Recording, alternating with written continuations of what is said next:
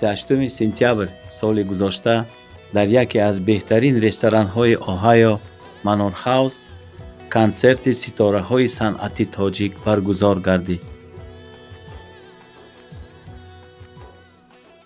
در کنسرت زیاده از 200 نفر مخلصان عائله‌ها اشتراک نمودند و کنسرت خیلی ذوق‌آور گذشت. دل و جان را نگارا برده‌ای با یک نگاه.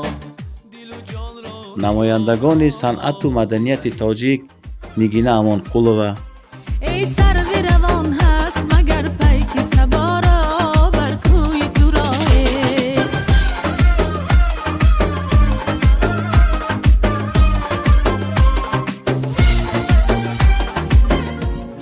آفتابکی من شامی ما سحر شد، کفتری سپید از لانه بدر شد. برخیز با هم یک جای باشه، با کفتران دانه بپاشه، دانی ثواب خود بکاشه. افسانه ای که خواندم به بالینه، برای خوابی آرام و شیرینه. حقیقت بود از زندگانی، تا خوب و بد را تو بدانی، قدم برای بد نمانی. تامیرجان اولیموف، تشکر زیاد. بزرگ آمد. همین چند روزی که ما در همین آمریکا هستیم، در نیویورک بودیم، من امروز در سینسیناتی هستیم.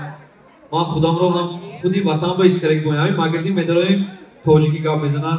یک بچی اوشین ابد می‌داریم توجیکی گپ می‌زنن. من اینجا اولیماکه اکوجان یک ترسک زنیم اولیماکا با که آیا مهمانداری کردن خانوشون با سامبوسای سمرقندی، آشی سمرقندی، شوربای سمرقندی، همه تمام سمرقندی ما گفتم همیشه به شما سمرقند ساختتون.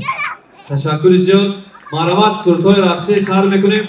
خواهشمندا برامون رقص باز میکنیم. رفتیم.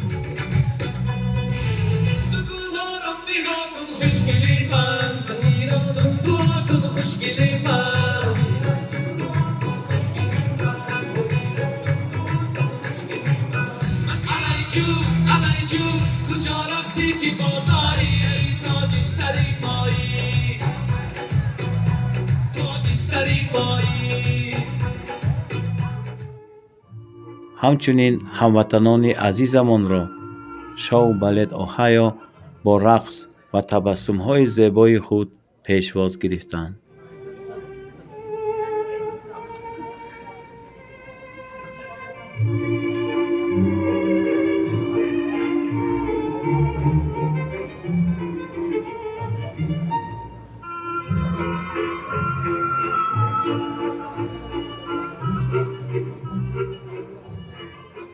تاجیک ملت من، شهرت و فخر من.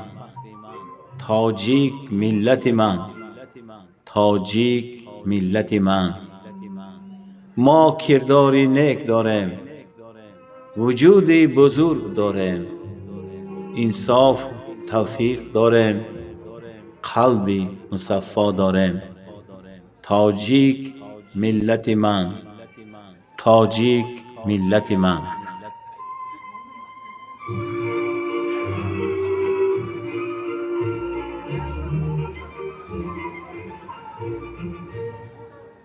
امروزها در امریکا هزارها عائله‌های تاجیک استقامت می‌کنند. فرزندان آنها در مکتب و عالیگاه‌های مملکت تحصیل گرفته صنعت مدنیت خود را پیروی می‌کنند.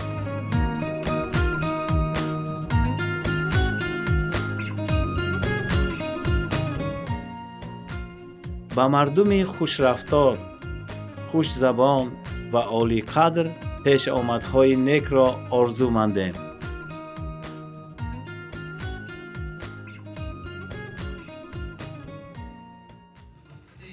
تشکر برای تشریف شما ستاره های صنعتی تاجیک. تامیرجان اولیموف، نگینه امانقولova.